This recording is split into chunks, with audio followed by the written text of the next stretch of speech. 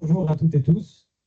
Euh, En cette fin d'après-midi, début de soirée, une réunion importante comme chaque année, un moment fort de notre association, la réunion sur la fiscalité qui vous intéresse grandement et vous venez nombreux et nombreuses. Merci encore. Aujourd'hui, nous faisons salle comble, entre 120 et 140 présents. Merci pour votre temps. Une réunion qui va être animée, comme vous le savez, par Claire Solin et par Christine Lafont-de-Chêne, que vous connaissez bien. Aujourd'hui, les thèmes, bien évidemment fiscaux, c'est-à-dire des orientations, des conseils pour la déclaration des revenus fonciers. On va vous donner quelques informations également sur des dispositifs légaux, notamment ceux qui sont nouveaux, le statut du bailleur privé notamment, l'IFI. Donc l'objectif pour aujourd'hui, c'est de vous conseiller, de vous accompagner et de répondre à vos questions, bien évidemment, si vous en avez. De mon côté, juste un propos introductif rapide pour vous donner quelques informations au sujet de l'UNPI, que ce soit au niveau fédéral ou au niveau local.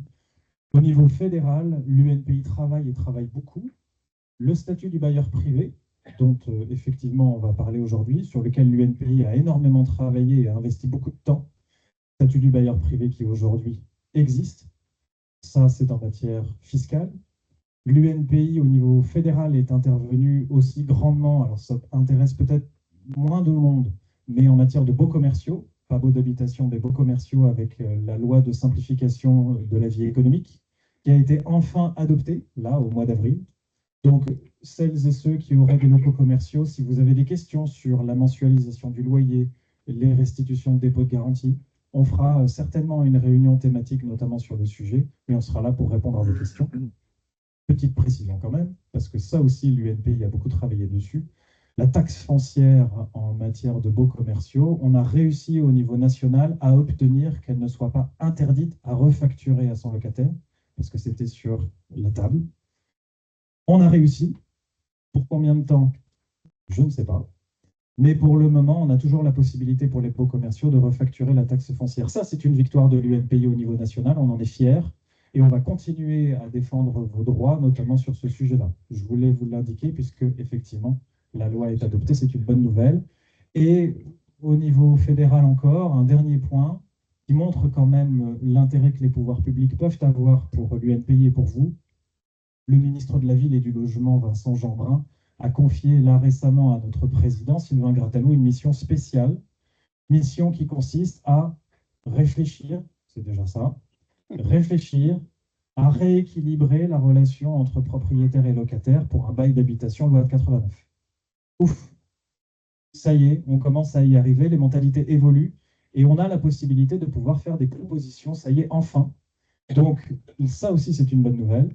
On va en reparler. Si vous avez de votre côté, parce que c'est ça l'intérêt d'avoir une antenne locale et que nous soyons présents pour vous, si vous avez des idées sur la loi de 89, sur les rapports entre propriétaires et locataires, si vous avez des critiques, si vous avez des points d'amélioration, n'hésitez surtout pas à nous en parler. Et c'est l'objectif pour nous de pouvoir le remonter au niveau national. Voilà, j'en resterai là pour la fédération. Au niveau local, bien évidemment, on travaille aussi beaucoup de sujets sur la table, que ce soit les ateliers by Rénov avec Eric Kersnevas, qui est ici, que vous connaissez bien, qui les anime avec Delphine, puisqu'on a beaucoup travaillé sur le sujet. Il va vous en parler, il va vous dire un petit mot sur ces ateliers by Rénov, puisqu'il va vous dire que c'est la dernière ligne droite. On est en 2026, normalement le dispositif s'arrête à la fin de l'année. Donc si vous ne vous êtes pas déjà inscrit sur les listes de ces ateliers, nous vous encourageons bien évidemment à le faire. Nous aurons notre assemblée générale, on peut vous donner la date d'ores et déjà, c'est le 16 septembre prochain, à l'hôtel de ville de Tours. Prochaine réunion thématique le 7 octobre, qui sera animée par Frédéric Dalibar, sur des propos de sphère publique, permis de construire, construction. Si vous avez des sujets, si vous avez des questions, c'est le moment. Et à la fin de l'année, on prévoit, la date n'est pas encore fixée, mais de faire ce que nous faisons chaque année, c'est-à-dire un atelier sur les baux d'habitation, probablement au mois de décembre, à la fin de l'année, que ce soit à Tours, que ce soit à Blois et que ce soit à Montargis, que j'animerai avec François Neuvial et Aude Roquin.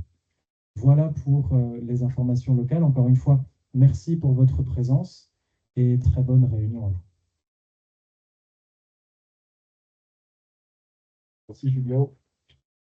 Bonjour à toutes et tous. Ça fait 2 ans qu'on s'est vus pour parler de Bayranov. Alors nous rentrons dans la dernière année. Alors merci à tous ceux qui nous ont confié cette émission. J'espère qu'on a eu voilà, l'efficacité que vous attendiez de nous, les orientations pour pouvoir améliorer les niveaux d'étiquette. Alors en simultané, bien sûr, une amélioration aussi du dispositif qui s'est assoupli. Petite surface, recalcul, en tout cas correction et pas assouplissement des règles de calcul pour les decks, qui étaient particulièrement orientées et injustes. Donc voilà, les choses évoluent. Bon, ça fait 2 ans. Donc là, je vais effectivement vous annoncer qu'à la fin de l'année, officiellement, le programme sera terminé pour sa première version. Il est question d'en faire une deuxième, ce à quoi je ne crois pas trop, puisque le dispositif des C2E est assez chahuté en ce moment. Il y a bon nombre de parties qui ne comprennent pas vraiment à quoi ça sert, alors que tous les artisans, notamment qui font du RGE, ont été formés grâce à ça, Cadibat, et notamment le programme qui aujourd'hui vous permet de bénéficier de nos services est intégralement financé par les C2E. Voilà, donc programme donc, qui s'arrête dans quelques mois. Pour ceux qui n'ont pas encore fait appel à mes services, je n'en vois pas beaucoup en fait, parce que je crois que vous avez presque tous vu. Il est encore temps de nous solliciter, ou de solliciter aussi des amis à vous qui souhaiteraient bénéficier des services de l'UNPI, en tout cas de les tester avec Bayrenov, puisque c'est intégralement gratuit. Et ensuite, libre à vous d'adhérer par la suite, mais pour montrer effectivement que l'élan est très positif et vous permettre vraiment de bénéficier de choses concrètes. Donc voilà, je suis à votre disposition avec Delphine. Pour les inscriptions au prochain atelier, on va faire une trêve pendant le mois de mai. On reprendra au mois de juin. Et puis pour tout ce qui est visite individuelle, vous pouvez me solliciter par l'intermédiaire de Delphine pour bénéficier des rendez-vous individuels sur place pour vos logements en location. Est-ce que vous avez des questions? Merci. Passez une bonne réunion. Voilà,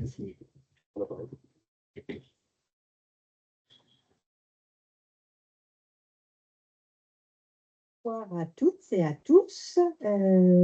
Alors, eh bien, nous allons commencer cette réunion, comme tous les ans, en parlant d'abord, dans un premier temps, de la déclaration des revenus fonciers. Alors, on va revoir des choses pour la plupart que vous connaissez déjà. Donc, on va redescendre les sujets, recettes, dépenses, l'imputation des déficits, le microfoncier. Après, on s'attardera un petit peu sur le dispositif Jean Brun, donc le dispositif, le statut du bailleur privé, donc qui est issu de la loi de finances 2026, en sachant que pour l'instant, on a uniquement un texte de loi et on n'a pas de commentaire de l'administration. Le dispositif n'est pas inscrit encore dans le BOFIP, donc voilà, on descendra à ce qui est indiqué dans le texte de loi. Je vous ferai aussi un petit rappel sur les seuils pour le meublé au niveau du micro. On en avait parlé l'année dernière puisque ça a changé sur 2025. Donc l'année dernière, on se projetait sur 2025. Là, on va quand même les rappeler pour que vous sachiez bien comment se situer par rapport à ça, parce qu'il y a quand même eu quelques changements.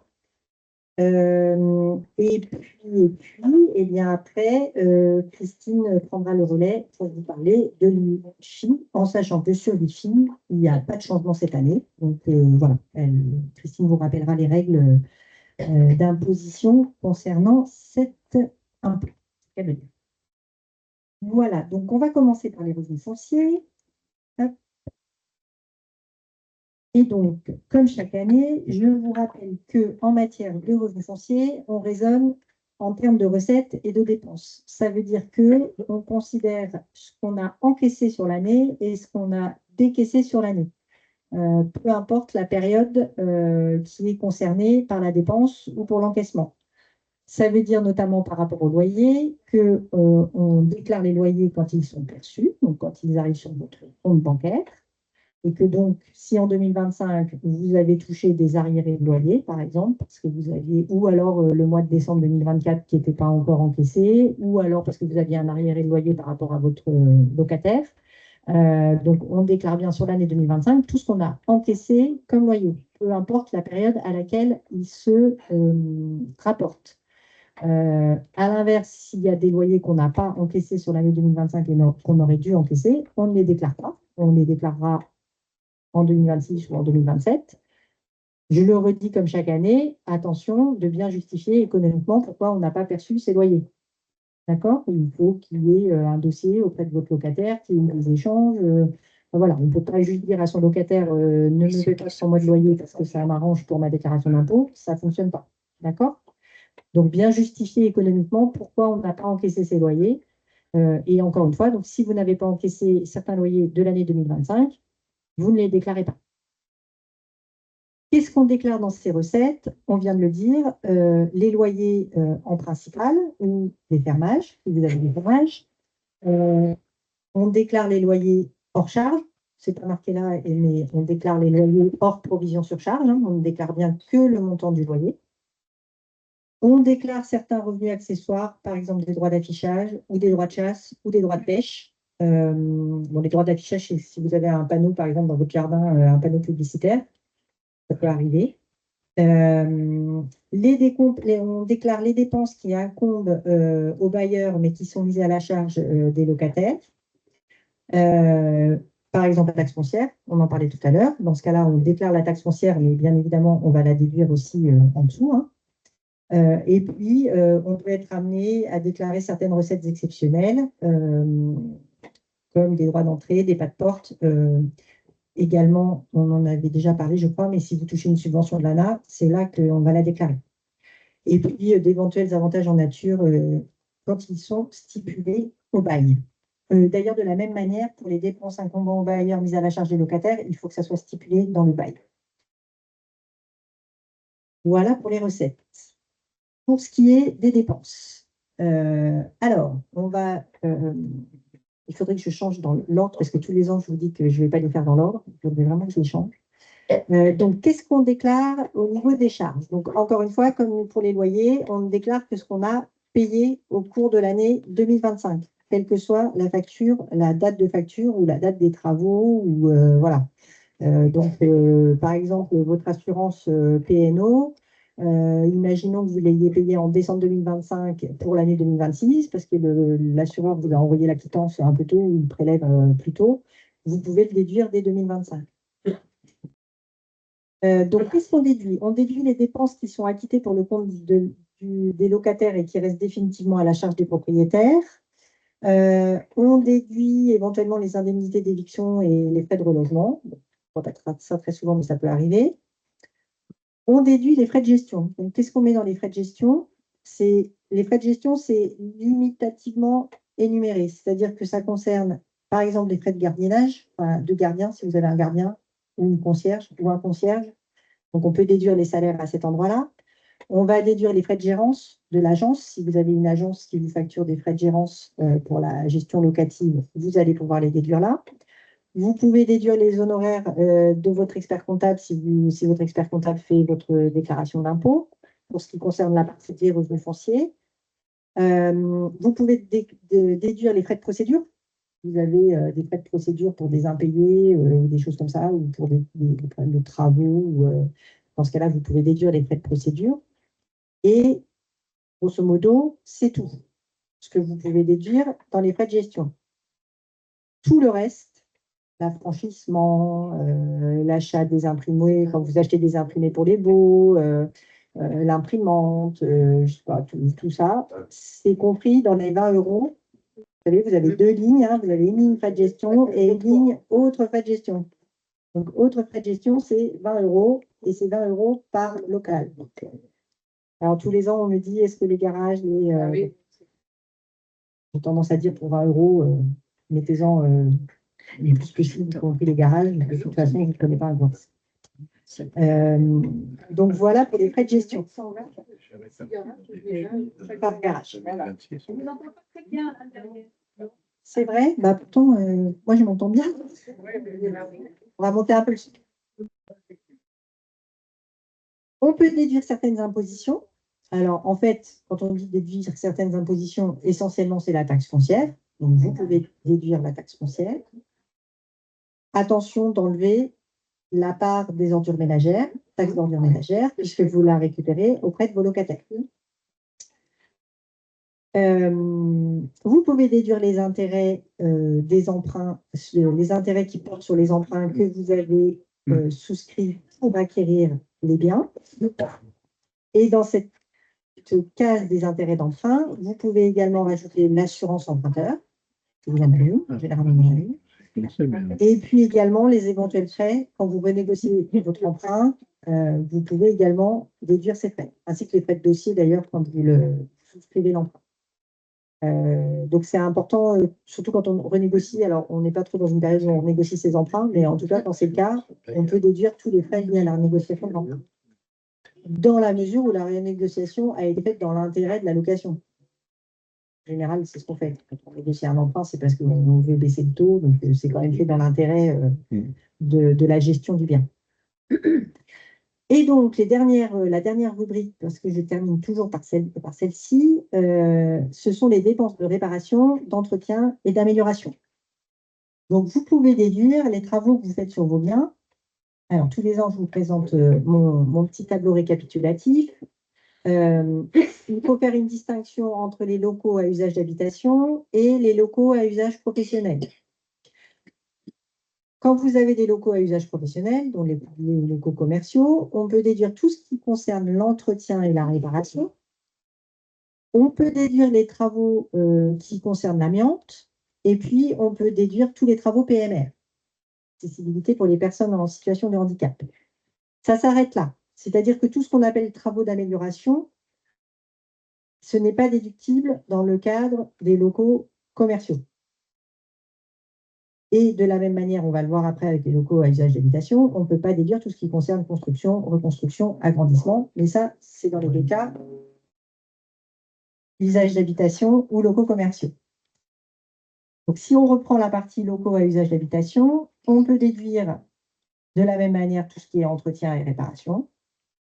Donc, tous vos petits travaux, la fuite de la chaudière, la fuite dans le toit, la peinture que vous faites, le petit coup de peinture après le départ du locataire, enfin, toutes ces choses-là sont déductibles. Vous pouvez déduire les travaux d'amélioration. Et là, par exemple, on va dire, vous refaites de l'isolation. Donc là, on est dans les travaux d'amélioration. Vous changez les fenêtres pour mettre une meilleure isolation. Vous changez, je ne sais pas moi, le sol pour mettre un sol qui est moins bruyant. Enfin voilà, toutes ces dépenses d'amélioration, vous pouvez les déduire. C'est pas non déductible? Pardon? Ce n'est pas non déductible? Non, c'est non déductible dans le cadre des locaux commerciaux. Mais dans les cadres des locaux à usage d'habitation, c'est déductible. On peut tout déduire. Ok.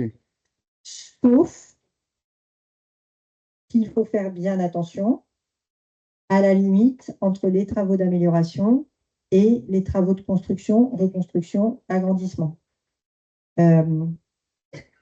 La toiture, par exemple, ça peut être un sujet, parce qu'entre réparer quelques fuites sur la toiture ou refaire une toiture qui était un peu ancienne, ok. Par contre, si vraiment vous cassez tout, vous rehaussez, vous faites la charpente, vous rehaussez pour je ne sais pas quoi faire, rajouter une pièce ou je ne sais quoi, il faut être vigilant parce que là, on peut vite tomber dans les travaux de reconstruction. D'accord? Des choses toutes bêtes, alors toutes bêtes, non pas toutes bêtes, mais si vous avez des combles dans une maison et que vous les aménagez pour faire une pièce supplémentaire, donc vous posez du parquet, vous faites de la peinture et vous mettez une belle suspension, c'est de l'agrandissement. Parce que c'est une pièce qui n'existait pas avant. De la même manière, ça m'est arrivé de voir ça, vous avez une maison où il y avait un garage, le garage est transformé en nouvelle pièce, en nouvelle chambre, on ne peut pas déduire. C'est des démolitions, madame. La démolition, normalement, non plus. Sauf si. Elle est nécessaire pour faire les travaux d'amélioration. Oui, mais bon, on va vite tomber dans de la reconstruction. Enfin, voilà. Alors, je le dis tous les ans, c'est un sujet vaste, avec beaucoup de jurisprudence, avec des cas très particuliers. Donc, quand vous faites des travaux importants et que vous sentez qu'on est quand même un peu à la limite, consultez un avocat fiscaliste, un expert comptable, allez voir quelqu'un, un spécialiste, qui vous aidera à définir la nature des travaux. Ne déduisez pas 40 000 euros de travaux comme ça sans être sûr de ce que vous faites. D'accord? Même si on ne bouge pas la surface, les mètres carrés. Bah, si on n'est pas dans l'agrandissement, on peut être dans la reconstruction. Donc, il faut faire attention. Moi, j'ai vu des gens il y a 1 ou 2 ans. Au début, ils m'ont dit, ah, bon, on fait ça comme travaux, on fait ça comme travaux. J'ai fait oui, d'accord. Et puis après, quand ils m'ont montré la photo de la maison qu'ils avaient achetée, il y avait 4 murs et il n'y avait pas de porte, quoi. Il n'y avait pas de salle de bain, il y avait à peine une cuisine. Bon, bah là, typiquement, quand même un peu dans la reconstruction, quoi. C'était une ruine dans un bourg, il y avait tout à refaire, quoi. Donc, On peut interroger les impôts. oui, moi, j'interrogerai pas les impôts. Vous pouvez, moi, je ne passerai pas par les impôts. Parce que ça dépend sur qui vous allez tomber. Si vous tombez sur quelqu'un qui... Il faut être vigilant. Surtout que la personne que vous avez eue aux impôts, au téléphone, j'imagine, ou que vous avez vu en physique, c'est elle qui vous... Ah bah si vous faites un rescrit, oui. Par Il y a contre, pas de rescrit, mais ah oui. tout a été détaillé. Bah, si c'est pas un rescrit, ça n'a pas de valeur de loi, hein. Donc, et c'est pas la même personne qui vous fera le contrôle. Donc si la personne qui vous fait le contrôle n'a pas le même avis, non, mais selon le montant, quand on fait 30-40 000 euros de travaux, en général, il y a quand même 90% de chances qu'ils vous... Alors, c'est pas un contrôle, mais ils vont vous demander des documents, quoi. C'est assez rare qu'ils ne demandent pas, quand même. À partir d'un certain montant, c'est rare qu'ils ne demandent pas. Mais parce que là, ils ont fait un contrôle sur pièce. Avant, Avant. on a posé la question, on a donné le dossier, on a détaillé. Ok. Mais si c'est pas un rescrit, je ne suis pas sûre que ça vous protège en cas de contrôle. C'est un rescrit maintenant. Bah, maintenant, si vous avez déduit. Ah non, non. Ah oui, d'accord. Oui, enfin là, vous n'avez pas le temps de faire un rescrit avant la déclaration. Donc, là, il faudra voir. Et il y a une chose à rajouter, c'est que pour les travaux de reconstruction, c'est une TVA à 20%, alors que les travaux d'amélioration, c'est à 10%. C'est Donc, vrai. on voit aussi une différence. C'est vrai. C'est vrai. Mais ça ne vous aidera pas pour l'agrandissement, par exemple. Parce que, encore une fois, si vous rajoutez une pièce. C'est 20% qu'on parle d'agrandissement. Ça dépend. Non, pas forcément. Si vous faites de la peinture, des trucs comme ça reste un local d'habitation. Donc, si vous avez des combles que vous aménagez, ça sera du 10% pour moi. Parce que c'est un local d'habitation. L'artisan, lui, il ne sait pas après ce que vous allez déduire ou pas déduire. Et puis, il y a autre chose. Et attention, parce que l'artisan, parfois, il peut se tromper dans le taux de TVA aussi. Donc, c'est pas forcément non plus. Il y a autre chose que je voudrais rajouter, c'est pour l'histoire des frais de gestion. Les DPE sont dans les frais de gestion. C'est vrai. Enfin, C'est vrai. aussi. C'est vrai, tout à fait. Il faut déduire les DPE dans les frais de gestion. Et la cotisation INPI, pardon Delphine, je l'ai oublié. Donc voilà, en tout cas, sur les travaux, quand on fait des gros travaux, toujours être vigilant sur la déductibilité ou pas des travaux. C'est un sujet sensible.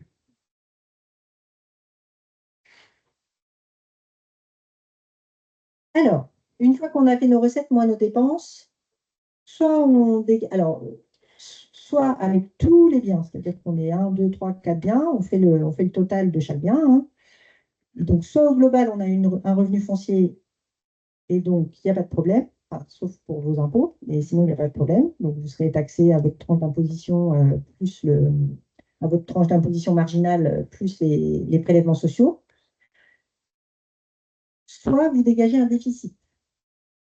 Et quand vous dégagez un déficit foncier, il y a une règle qui s'applique par rapport alors, en fait, qu'est-ce qu'on fait de ce déficit foncier? Donc, jusqu'à 10 700 €, il va venir s'imputer sur vos autres revenus, sur votre revenu global. Donc, si vous dégagez un déficit foncier de 5 000 €, eh ben, c'est 5 000 € de moins dans votre base imposable. Si vous dépassez 10 700 €, ce qui dépasse les 10 700 €, ce n'est pas perdu, mais ça vient du déficit foncier reportable. Donc, ça veut dire que vous pouvez le reporter pendant 10 ans et l'imputer sur vos futurs revenus fonciers. Donc, vous l'avez peut-être déjà vu, hein, il y a un petit tableau dans la déclaration de revenus qui est bien fait, on reporte le déficit et puis au bout de 10 ans, si on ne l'a pas imputé, il disparaît.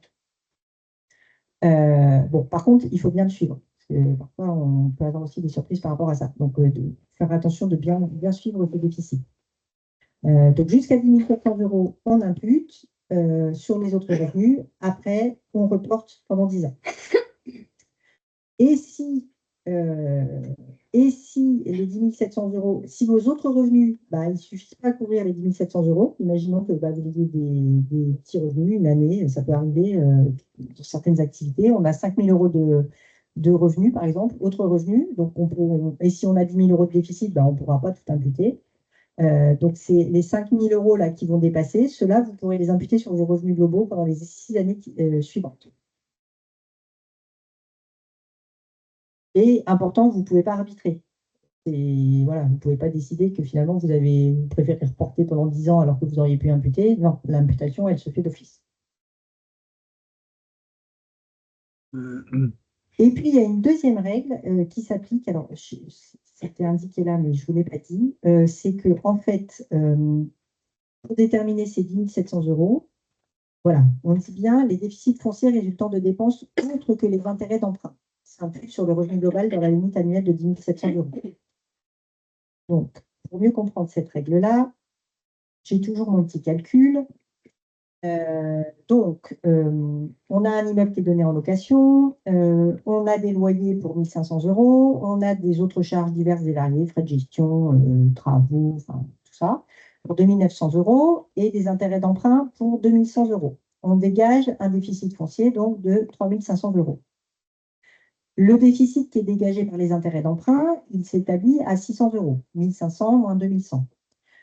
Et puis après, on a nos autres dépenses qui dégagent un déficit de 2 900 €. Donc, nos 3 500 €, c'est 600 € dégagés par les intérêts d'emprunt et 2 900 € des autres charges. On ne pourra imputer sur le revenu global que 2 900 €. Les 600 € qui sont dégagés par les intérêts d'emprunt, vous allez les reporter eux aussi pendant 10 ans. De la même manière, aujourd'hui, que ce soit le site des impôts ou les logiciels qui permettent de faire les déclarations de revenus font très bien ces calculs-là et en général, ils le calculent tout seuls.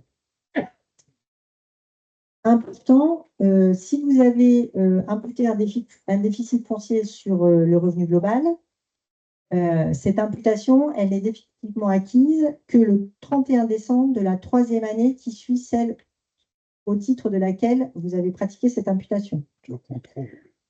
Donc, s'il se passe quelque chose pendant ces 3 années, donc là, on fait les impôts au 31 décembre 2025, donc ça nous porte jusqu'au 31 décembre 2028. Si pendant ces 3 années, vous cédez le bien, vous le récupérez à titre personnel, vous le louez meublé, vous changez de régime fiscal, vous l'apportez à une société qui se met à l'impôt sur les sociétés, l'imputation en fait, l'imputation est remise en cause. Donc, en fait, l'administration va vous remettre dans la situation si vous n'aviez pas appliqué le dispositif d'imputation sur le revenu global. Donc, du coup, vous aurez un rappel d'impôt, puisque à l'époque, du coup, vous avez payé moins d'impôts grâce à cette imputation. Par contre, ce déficit qui va être retraité, il n'est pas définitivement perdu, puisque vous pourrez le reporter. En fait, il va venir s'ajouter aux éventuels déficits fonciers que vous reportez pendant 10 ans. En fait, c'est l'imputation sur le revenu global qui est remise en question. Donc, attention surtout, la cession et puis la mise en location meublée. Vous voyez beaucoup ces dernières années. Bon, si vous aviez fait des travaux, en fait, l'idée, c'est que vous ne pouvez pas faire des travaux, par exemple, en 2025, en profiter pour imputer ça sur votre revenu global, et puis en 2026, pas basculer le bien en meublé et puis bénéficier de l'amortissement. En gros, c'est ça qu'on ne peut pas faire. Ou alors, vous le récupérez pour vous en résidence secondaire, j'en sais rien. Enfin, on ne peut pas faire ça. Oui. Vous pouvez rappeler comment on fait les dépôts de garantie en fait sortie? Alors ça, c'est hors des revenus fonciers. Parce qu'en fait, ce n'est pas une recette, ce n'est pas une dépense pour vous. Donc, ça se traite en dehors.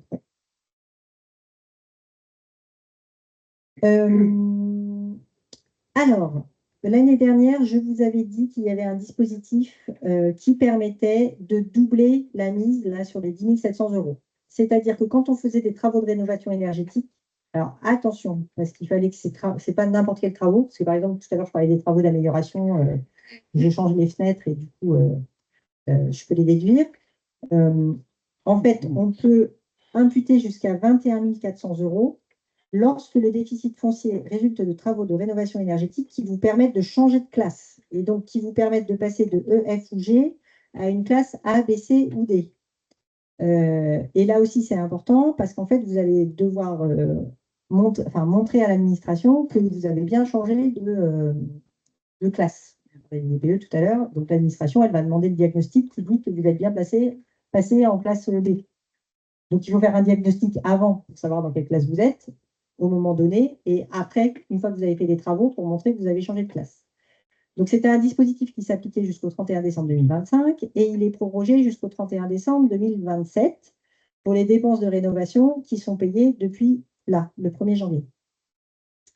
Voilà, et donc pour 2025, il fallait donc pouvoir montrer qu'on avait changé de classement au plus tard le 31 décembre 2025. Et donc, je voulais vous remontrer, parce que l'année dernière, j'ai eu un appel à ce sujet-là. Donc, que vous soyez en SCI ou en revenu foncier, enfin en revenu foncier classique, hein, en dehors d'une SCI, en personne physique, il y a une case exprès pour mettre ces travaux-là. Vous voyez en dessous, là, en cas d'option, dont dépenses de travaux de rénovation énergétique. Donc, si vous faites ce genre de travaux, il faut les mettre. Alors, en SCI, il faut le mettre dans cette case-là. Et si vous êtes en direct, donc il y a une case dépenses de réparation classique, hein, entretien, amélioration, où là, vous mettez vos travaux ordinaires. Et si vous avez fait cette dépense de travaux de rénovation énergétique, c'est la case du dessous, la 224 bis. Attention de ne pas s'en mêler les pinceaux, parce que j'ai eu l'année dernière, je crois, une adhérente, il me semble que c'était une adhérente de l'UNPI. Je crois que c'est sa fille, elle s'était trompée de case, elle avait mis dans la case 224 bis, et donc pour des travaux classiques en fait. Et donc les impôts, ils lui ont écrit en lui disant eh ben, il nous faut le DPE, il nous faut le détail des travaux, là, là, là. Du coup, elle n'a pas compris. Et donc j'ai dit à mon avis, votre fille, elle s'est trompée de case. Donc c'était bien le cas. Donc attention, si vous faites des travaux qui concernent ces travaux de rénovation énergétique, de bien mettre dans la 224 bis, et si c'est des travaux classiques, de bien mettre dans la 224, de ne pas se tromper de case. Mais là, je voudrais rajouter une chose. Sur la SCI, Oui. dans la case 9, oui. On met l'ensemble des travaux, y compris ceux de rénovation énergétique.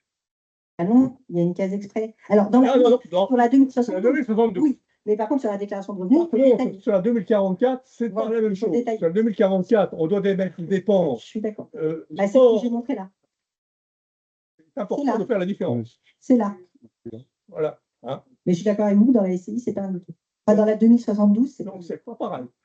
Mais là, après, quand vous le reportez sur la première page de la déclaration de revenus fonciers, la première page, on met en papier, il faut bien le mettre à part.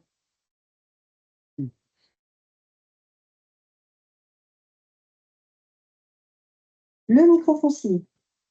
Alors, tout ce qu'on a dit jusqu'à maintenant, ça s'applique quand on fait une déclaration au réel. Donc, on fait une déclaration en 2044. Si on a des loyers qui sont inférieurs ou égaux à 15 000 euros, dans ce cas-là, on peut ne pas faire de déclaration 2044 et on déclare uniquement le montant des loyers. Et dans ce cas-là, l'administration fait un abattement de 30%. Donc, si vous avez 10 000 euros de loyer, vous allez être imposé sur 7 000 euros. Donc, ça peut être intéressant dans certains cas. En l'occurrence, quand on n'a pas beaucoup de dépenses, qu'on n'a plus d'emprunt, qu'on ne fait pas de travaux, parfois les 30% sont plus intéressants que de déduire les charges au réel. Donc, il faut le faire, en fait, tous les ans, il faut faire son petit calcul pour voir si c'est mieux au micro ou pas. Et du coup, si c'est mieux au micro, on peut le faire. Alors, il n'y a pas de, comment dire, il n'y a pas d'option en tant que telle. Hein. C'est vous le fait de mettre le montant des loyers dans la case microfoncier, en fait, ça applique le microfoncier. D'accord?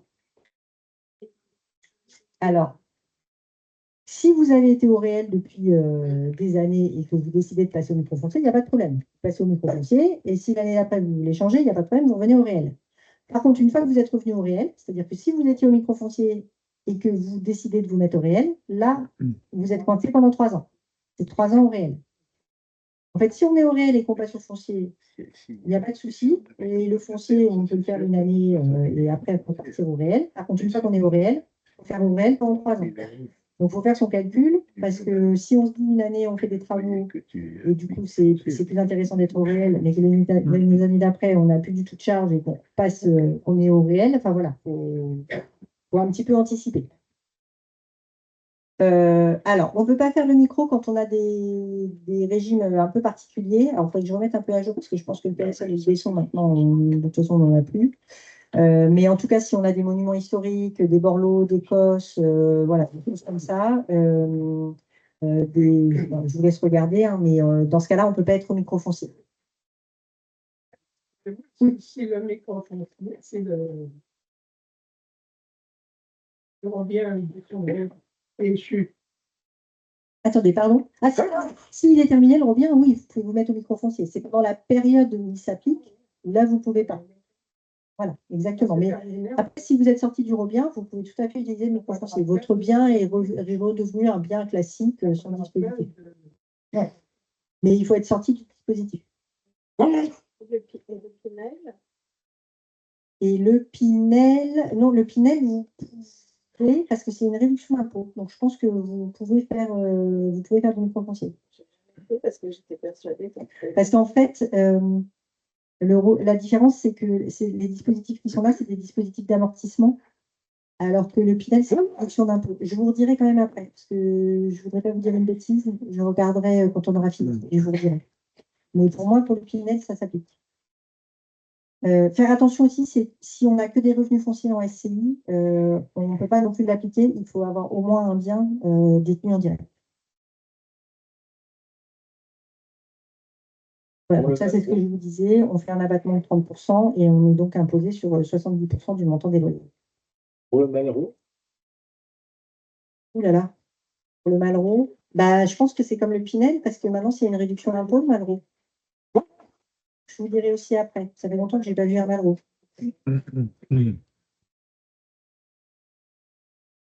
Ah non, parce que c'est une réduction d'impôt maintenant, le Malraux aussi, depuis un petit moment.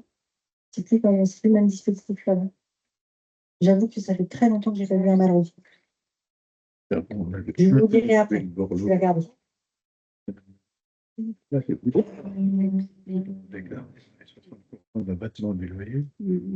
Bon, bah ça, c'est ce que je vous disais, les 3 ans du fait du régime réel. Et là, ça change tout. Alors, le nouveau statut du bailleur privé, le dispositif Jean-Brun. Donc, l'idée de ce dispositif, c'était un petit peu d'harmoniser les choses. Alors, ça fait plusieurs années qu'on a fait des réunions sur le sujet, on en parle. Je pense que vous connaissez tous le statut de loueur en meublé. Et donc, effectivement, le statut de loueur en meublé, c'est avantageux parce qu'on peut amortir le bien. Ce qu'on ne peut pas faire en revenu foncier, sauf dans certains dispositifs fiscaux. Voilà. Mais dans la règle, on ne pouvait pas amortir le bien en revenu foncier. Donc, l'idée de ce dispositif, je ne sais pas où est Julien, mais je pense qu'une. Non, c'était juste parce que lui, il a plus participé aux échanges. Mais en tout cas, l'idée du dispositif, c'était de faire en sorte un petit peu d'harmoniser entre le foncier et le meublé. Parce que je pense que l'administration s'est rendu compte qu'il y avait quand même beaucoup de fuites vers le régime meublé et que, ce n'était pas idéal, quoi. Et puis aussi parce qu'effectivement, il y avait des revendications par rapport aux bailleurs. Donc, le dispositif Jean-Brun, comment ça va marcher? Donc, ça s'applique à partir de 2026. 25, on n'en parle pas. Ça s'applique sur le bien. Alors, encore une fois, c'est que la loi, hein. Il y a pas pour l'instant, il n'y a pas de commentaire de l'administration, il n'y a pas de BOFIP. Donc là, je ne fais que vous présenter ce qui est dans le texte de loi. Ça appellera certainement à des commentaires par la suite. Donc, ça va marcher pour des logements neufs. Et ça va marcher, alors je vais vous le redétailler après, hein. Et ça marchera aussi pour de l'ancien rénové. L'ancien rénové, c'est comme le de Normandie. Je ne sais pas si parmi vous, il y en a qui ont fait du de Normandie, mais en fait, ce qu'il faut, c'est que quand on parle de rénover, c'est pas juste de mettre un coup de peinture et poser du lino, hein. C'est qu'il faut que les travaux représentent 30% du prix d'acquisition. Donc, c'est de la rénovation lourde. Voilà. On rachète une bicoque une bicoque, non, parce que ça ne marche pas pour les maisons, mais on rachète un appartement qui n'est vraiment pas dans un bon état et vraiment on le remet totalement neuf. 30% de frais. Pardon? 30% de rénovation. Oui, 30% de rénovation. Et donc, sur le prix de l'appartement, parce que vous le verrez après, mais ça ne marche que pour le collectif, le logement collectif, ça ne marche pas pour les maisons individuelles. Donc, sur le prix d'acquisition ou le prix d'acquisition plus les travaux, du coup, vous allez prendre 80% de ce prix, puisqu'on considère que le terrain n'est pas amortissable et qu'il représente 20%. C'est d'ailleurs intéressant de dire ça, parce que quand on est en location meublée, c'est toujours un peu compliqué d'évaluer la part du terrain qui n'est pas amortissable. Là, on voit que, par exemple, l'administration, sur ce dispositif-là, en tout cas le législateur, il a dit le terrain, c'est 20%. Bon. Après, c'est une moyenne. Parce que si vous achetez un bien à Paris, le terrain, il ne vaut pas 20%, il vaut bien plus que ça. Mais voilà, donc là, ils ont considéré le terrain, c'est 20%. Donc, on prend 80% du prix d'acquisition, et ces 80% du prix d'acquisition, on va pouvoir en passer un pourcentage tous les ans en moins de vos revenus fonciers. Donc, vous voyez les pourcentages, je vous laisse les regarder, mais en fait, selon si c'est du neuf ou de l'ancien rénové, et selon le montant du loyer, que vous connaissez, hein, ces niveaux de loyer intermédiaire, social, très social, donc ça, par exemple, on attend les décrets un petit peu pour tout ça, mais c'est les plafonds de loyer qu'on applique. Vous déduirez 3,5, 4,5, 5,5 du prix de 80% du prix d'acquisition, avec un plafond d'amortissement, vous voyez, qui monte aussi, plus vous allez dans le social et plus le plafond monte. C'est dans l'année ou c'est... 3,5%, c'est pour l'année. Oui, et 12 000? C'est pour l'année aussi. C'est pour l'année aussi, d'accord. Voilà. Et donc après, vous amortissez évidemment jusqu'à ce que vous ayez épuisé la base les d'amortissement. 80%. D'accord. Attention, ils ont bien aligné sur le hors meublé parce que vous avez la même règle qui s'applique. Vous savez que depuis le début d'année, quand on est en location meublée, quand on vend un bien, on doit réintégrer la partie des amortissements qu'on a déduit pendant la durée de la location meublée. Et bien là, c'est pareil. C'est-à-dire que votre plus-value, elle sera augmentée du montant des amortissements que vous aurez déduit par ce dispositif. Donc, il faut vendre au bout de 30 ans, comme ça, on ne paye rien. Par exemple.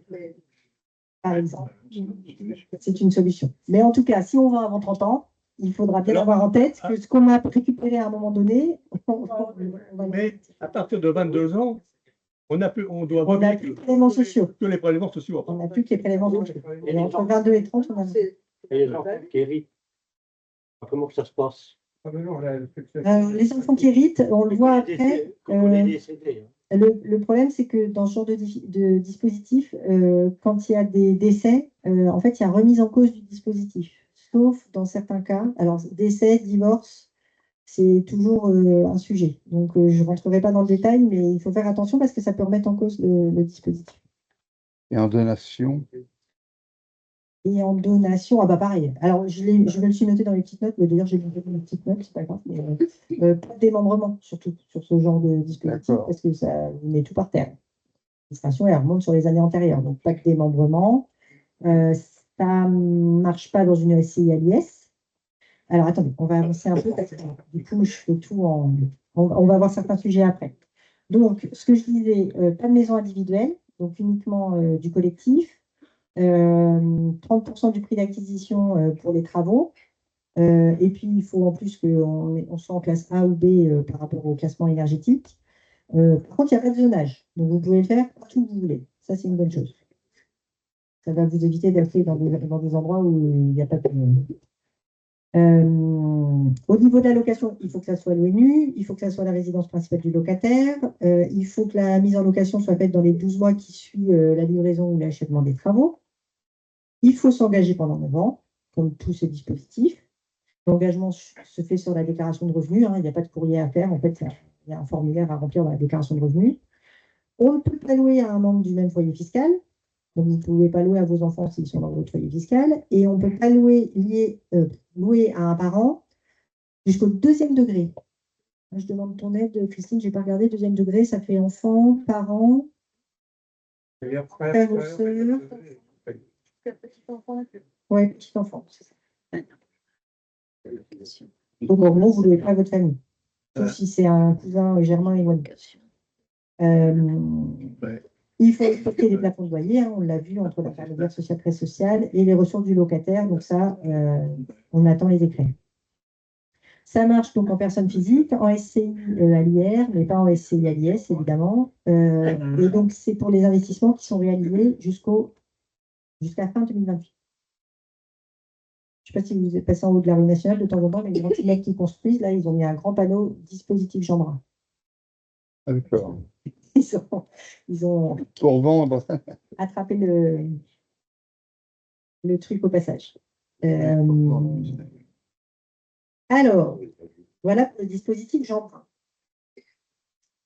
Petit rappel sur les lois remeublées, et après je laisse la parole à Christine pour l'IFI. Donc, je vous ai remis exactement le même tableau que l'année dernière parce que ça n'a pas changé.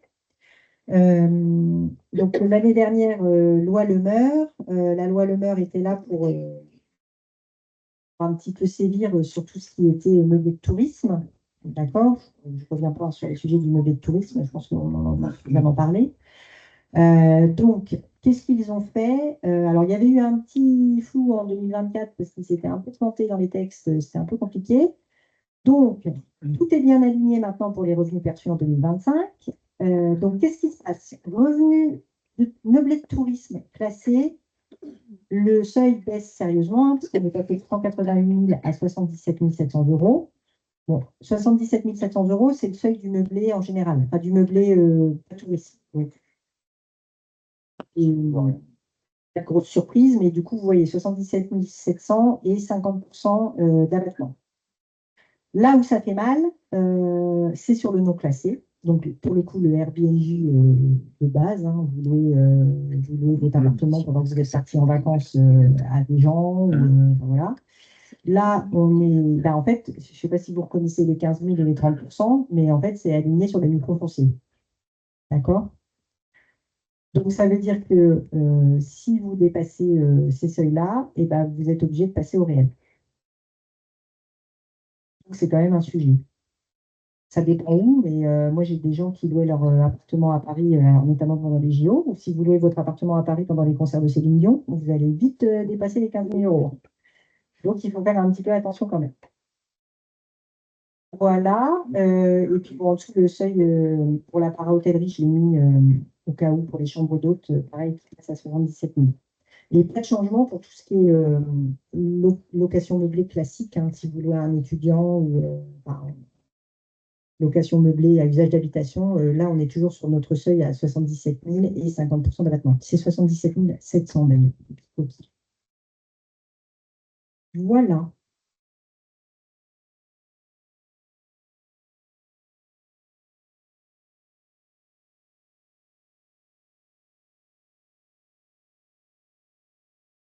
Super. Moi, je vais vous parler de l'IFI. Il n'y a rien de changé. Alors, je me souviens qu'il y a beaucoup de gens qui étaient déjà là l'année dernière. Donc, je vais. Ah, ça marche. Voilà.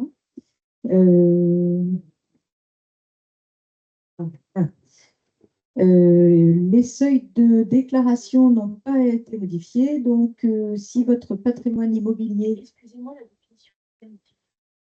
Ah, l'impôt sur la fortune immobilière, excusez-moi, avant c'était l'ISF, et maintenant ça a été transformé depuis quelques années.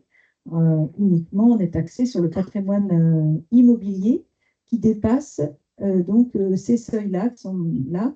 Si votre patrimoine net en immobilier est supérieur à 1,3 million au 1er janvier 2025, c'est l'année dernière, vous payez de l'IFI, donc de l'impôt sur la fortune immobilière, pour la tranche entre 800 000 et 1,3 million, et puis ensuite entre 1,3 million et 2,5 millions, etc. Enfin, vous avez les seuils là.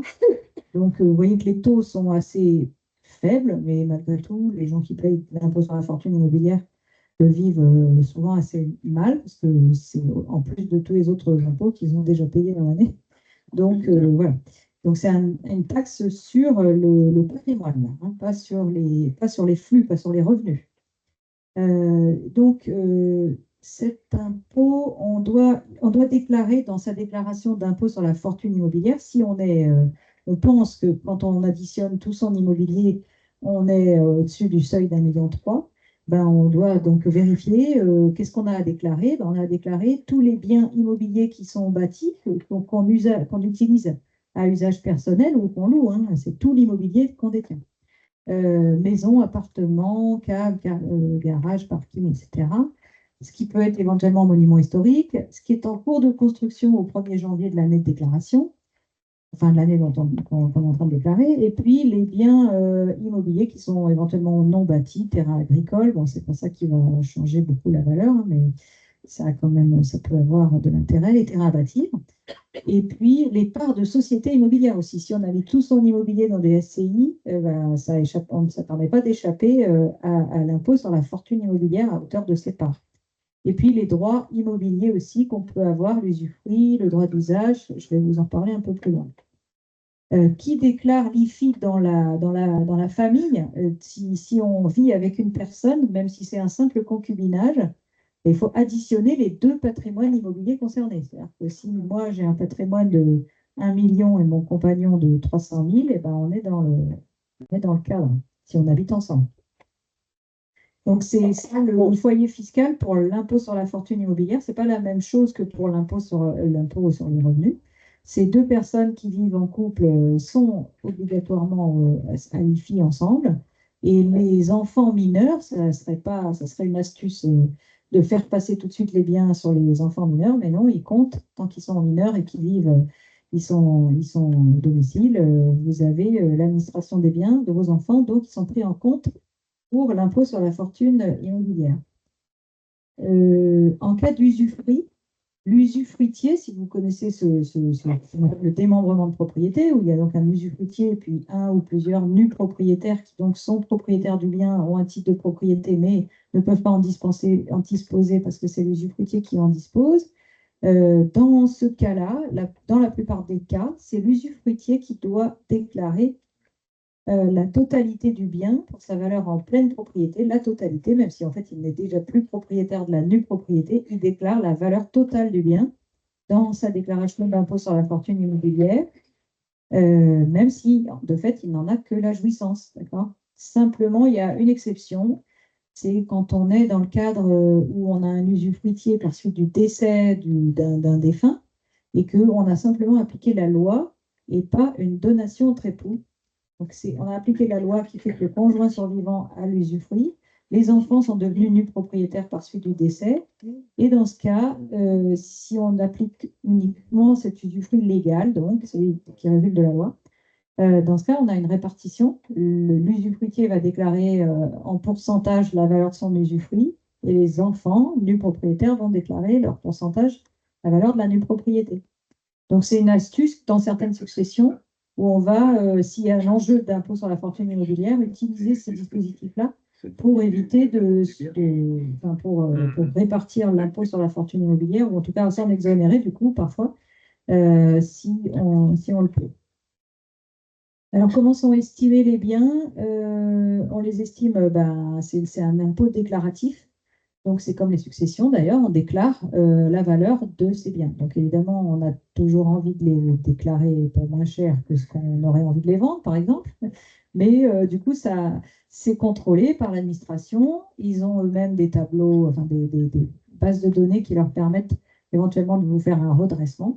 Donc, on est souvent sollicité pour faire des avis de valeur dans le cadre de l'impôt sur la fortune immobilière. Il faut savoir que la résidence principale bénéficie d'un abattement de 30% sur sa valeur. On a des exonérations. Tous les biens qu'on utilise pour une activité professionnelle ne sont pas à comptabiliser dans l'impôt sur la fortune immobilière. Et puis en découle le fait que si on utilise des bois et forêts ou qu'on a un engagement d'exploitation, si on les utilise à usage professionnel, ils sont exonérés. Les biens ruraux, idem. Et puis les logements loués si c'est un régime de loi en meublé professionnel. Puisque Des explications là pour les bois et forêts. Les bois et forêts sont exonérés des 3/4 à plusieurs conditions. Il faut qu'ils aient un plan simple de gestion. D'une part, et ce n'est pas suffisant. Avec le plan simple de gestion, il faut demander au CUSEL un certificat. Vous pouvez avoir le certificat si vous n'êtes pas en SCI. Si vous êtes en SCI, ils sont imposés en pleine propriété pour les bois et forêts. Pour l'histoire de la résidence principale, important aussi que ce soit à votre nom. Si c'est en SCI, vous n'avez pas le droit à l'exonération des 30%. C'est logique. C'est logique. Oui, merci. C'est vrai, on va le rajouter. Et qu'est-ce qu'on peut déduire? On va déduire les dettes qu'on a souscrites pour acheter ce bien-là, par exemple, acquérir des emprunts immobiliers, du coup, ou faire les travaux, ou acheter les parts, et puis on peut bénéficier, on peut déduire aussi les taxes foncières ou les droits de succession qu'on a acquittés dans l'année pour devenir propriétaire de ces biens. Donc, proportionnellement par rapport à tout le reste de droits de succession qu'on aurait payé dans la dite succession pour la partie qui serait des comptes, des livrets, tout ça, puisque là, il y a